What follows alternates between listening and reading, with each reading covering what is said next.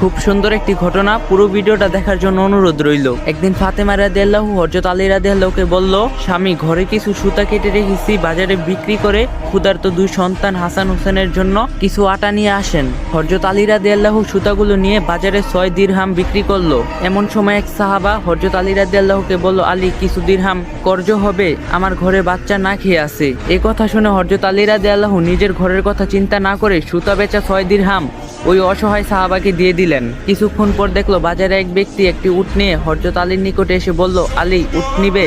হযরত আলী রাদিয়াল্লাহু বলল, নিব, কিন্তু দিরহাম টাকা নাই। লোকটি বলল, নাও, টাকা পরে দিলেও চলবে। এ বলে লোকটি চলে গেল। কিছুক্ষণ পর একটি লোক এসে বলল, আলী তোমার উট বিক্রি করবে? নগদ 30 দিরহাম দিব। হযরত আলী রাদিয়াল্লাহু বললেন, নাও, নগদ 30 দিরহাম দাও। হযরত আলী রাদিয়াল্লাহু 30 দিরহাম দিয়ে উট বিক্রি করে উটের আসল মালিককে খুঁজতে লাগলো, কিন্তু পুরো বাজারে আসল মালিককে খুঁজে না পেয়ে ঘরে